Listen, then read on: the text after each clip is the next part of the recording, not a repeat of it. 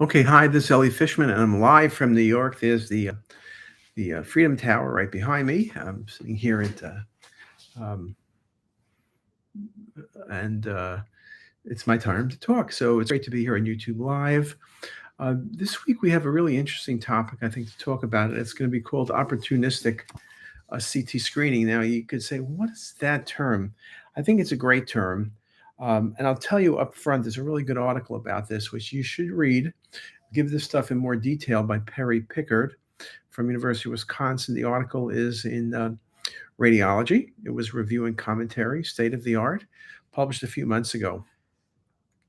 Now, it's an interesting topic. We talk about incidental findings on CT all the time. I've given some talks on YouTube, on Facebook. Uh, Um, we've published a number of papers on it. We have a number of talks about incidental findings, which means you're scanning a patient for right lower quadrant pain. You pick up incidental cystic pancreatic lesions and need to evaluate for IPMN or other possibility. You pick up a 3 centimeter incidental adrenal lesion. Patient has no functional abnormalities. You pick up a mass in the kidney, small renal cell carcinoma. Pick up an aortic aneurysm. So, incidental findings are things we detect when we do a CT scan for other reasons. Very, very important. One of the great advantages of CT. Those of you, when you look back in the past, remember there was a period of time we were doing whole body screening CT. That was in the era of 64 slice. We were able to show that many articles, CT picked up important findings on patients that were well. It got some negative publicity related to radiation dose, overcalling, over exams. Some people would say that half the patients they scanned were abnormal. Of course, all sorts of problems like that led to its disuse and gave it a very negative look. Also, some places like Hopkins did it for select patients, but we didn't do it. We opened the store in the mall and we're scanning patients, whoever can afford to pay for it. So that disappeared. Now, what is opportunistic CT scanning? What that is you're scanning a patient for other reasons, right? Lower quadrant pain might be example. Diverticular disease might be example, whatever the reason is. But there's things you can look at and you can quantify that will have a major impact on the patient's health. The question would be is, should we do these opportunistic screening on every case? It does not involve additional dose, additional time. It involves more of a organized way of collecting information. And perhaps in the future, it's going to lead to screening CT in a little bit of a different way because there's not going to be, oh, let's look at the pancreas, look at the liver. But it's things that we are going to quantify. So, for example, when we speak about this opportunistic CT scanning, just think about an abdominal CT for a second. Okay, whether it was for pancreatitis, whether it was for diverticulitis, whether it was for rule out dissection, what's opportunistic? Well, we can quantify. Is there aortic calcium present? We talk about the importance of calcium scoring, which is very valuable, but what about looking at the aorta? What if there's calcification in the aorta? Does that mean the patient has elevated cholesterol? It's a very important finding. What do we do with that? What about trabecular bone? Do we look for osteoporosis, osteopenia? Very important in all patients, but especially older women. Patients often do not know they have osteoporosis. What about visceral fat? Is there too little or is there too much? What about skeletal muscle? Do you have the right muscle mass for age, or is it sorry about that, or is it too little? Is it that you have good health or bad health? What about looking at the liver for early liver disease or the spleen, looking at splenomegaly? There are many things we could look at. And with opportunistic imaging, what you're really talking about is quantification of factors. And can you do all of this? Now, one of the things that's going to be a challenge, you're going to look at me as I'm talking to you and say, well, Elliot, I barely can get through the CT scans now I'm reading, and I'm looking for all the pathology. Now you want me to take things. Yes, I know I should look, and I can quantify perhaps and say the patient's osteoporotic or the patient has some aortic calcification, but how do I quantify it? And then when I quantify it, it takes time and I got to put it on a scale.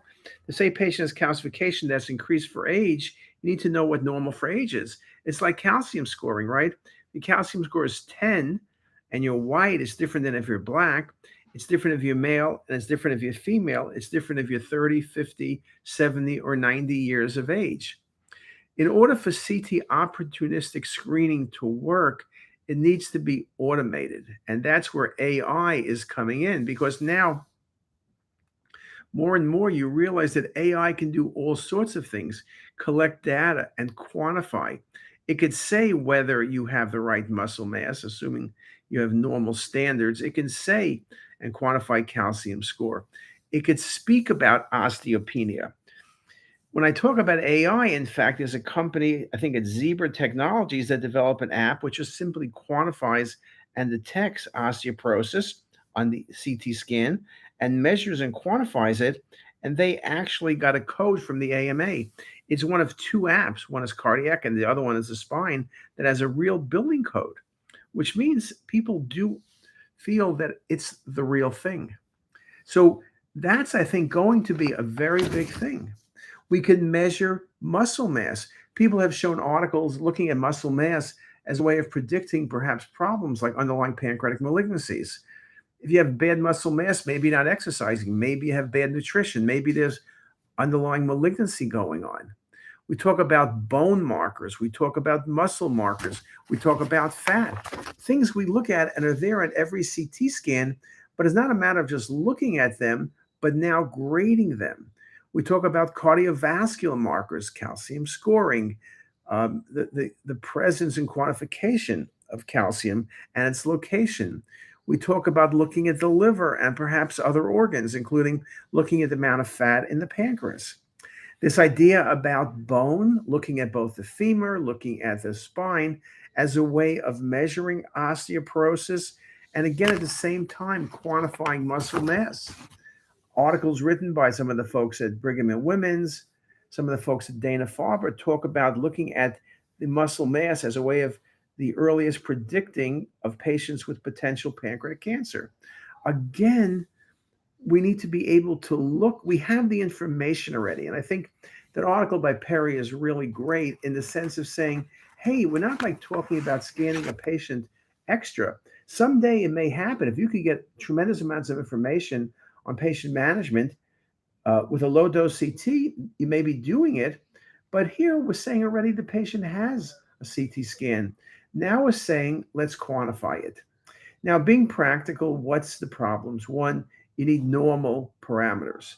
Two, we're all so busy. One more set of information could be challenging, particularly if you can't quantify it well. What's the referring clinicians going to do? They have enough problems now when we talk about a pancreatic cyst or an incidental adrenal lesion. What are they going to talk about when you say the patient has osteopenia or sarcopenia? How do you handle that? So we need to answer those questions. We need to have profiles, not just for men and women, not just for age 50, 60, 70, but a 60-year-old African American, a 60-year-old patient who's white, a 60-year-old patient who's Indian. Those numbers are going to vary. The bone density varies. Everything varies. So this idea about intended or unintended CT screening, people again will worry, will this lead to more and unnecessary testing? Will this lead to overtreatment? What can go wrong? Everything that can go wrong always goes wrong. But on the other hand, the point is we potentially have this great opportunity for looking, quantifying, and understanding disease early. And perhaps as we look forward, as AI develops further, this may be one of the advantages of AI, quantification, early detection of disease, and then leading to better management. So I think it's exciting. I recommend reading about it because patients will probably hear about it. Once it makes the news, I have no doubt that at some point it's going to be on Wall Street Journal and USA Today and every place else. And people are going to want to know about it. And they're going to ask you, the radiologist, well, what do you think? Should I be getting a scan? If I got a scan, can you tell me, was I osteoporotic? What was my muscle mass? All of these questions are good questions, and be prepared to have a good answer. So with that, I hope you're having a great day. I hope this gave you something to think about, something to talk about, and something to look into. And with that, see you next time.